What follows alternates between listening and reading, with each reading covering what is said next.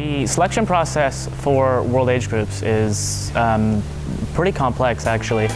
It starts with points from meets. So all year long we have competitions which you get different points for. If you win, you get a certain amount of points. If you get 8th place, you get a certain amount of points.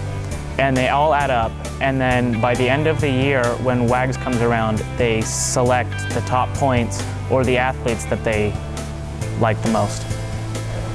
Daytona Beach, the process of getting chosen, it's nothing, there's no way of describing it. It's like minutes move by, feeling like hours, and it's slow because you're so excited whether or not you made it or not.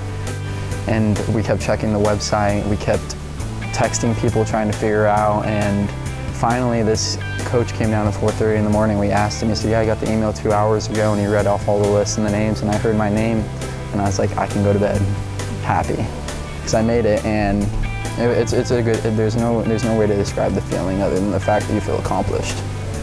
That you can keep going, you can keep training for something you want to do. I was in Daytona Beach, Florida when they released the results. And I was just ecstatic. I was so thrilled that I'd be able to travel out of the country again, and I'd have that awesome experience with the entire USA team. And I mean, I instantly hugged my mom. It was 19 hours of total flight time. We flew from Phoenix to Newark airport, and then we flew 10 hours to Frankfurt, Germany, and then 4 hours to Sofia, Bulgaria. And then we had a bus ride from there all the way to the hotel. It was terrible. It was quite a long week. The first 2 days were trainings in the back gym, just to get used to the equipment and to get used to the coaches and all the rest of the team, and to pretty much just get the pre-competition jitters out.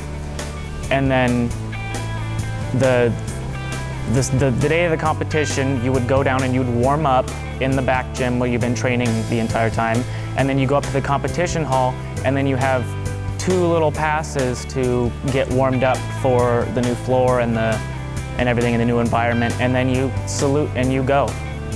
Well, the first day I was lucky enough to be able to get double mini out of the way, and I feel like that is the most nerve-wracking because there's so many things you can do wrong on double mini. It can end so fast. You can hit the pad and it's over. You can land right here, it's over. Like if you don't do everything perfectly right, it'll go wrong.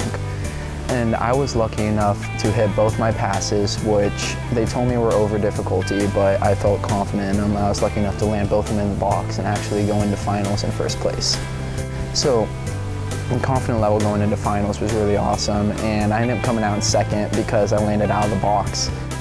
And then the next day I had synchronized trampoline. We went out there and I felt really confident because I was bouncing good that day, and he ended up hitting the pad, which stops the routine. And you know, there's nothing you can really say to somebody except for like, you know what, it happens, you know, stuff happened, we'll get him next year. Like there's nothing, I couldn't do anything but lift the kid's spirits because I didn't blame him. Could have happened to me. But I mean, I took away a silver medal from double mini, so I was able to feel accomplished coming home with a medal. I competed double mini and I competed rod floor, or power tumbling.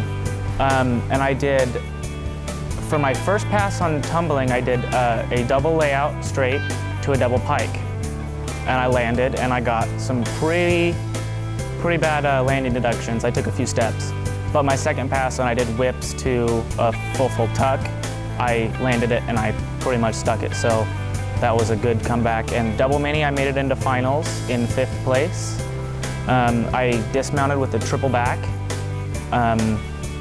And in finals, I messed up on my first pass. But I came back on my 4th pass and hit the highest difficulty pass of the entire meet. Here at Aspire, I train 5 to 6 days a week for 3 hours, which is a lot shorter of amount of time than a lot of the other athletes or gymnasts that do the bars or beam or anything like that. And that's very specific to my sport. You don't really need all that much training time. It's just really rigorous when you are training. And it's a lot of go, take another turn, take another turn, take another turn, take another turn until you're exhausted, and then you get to leave. But in the end, it's all worth it.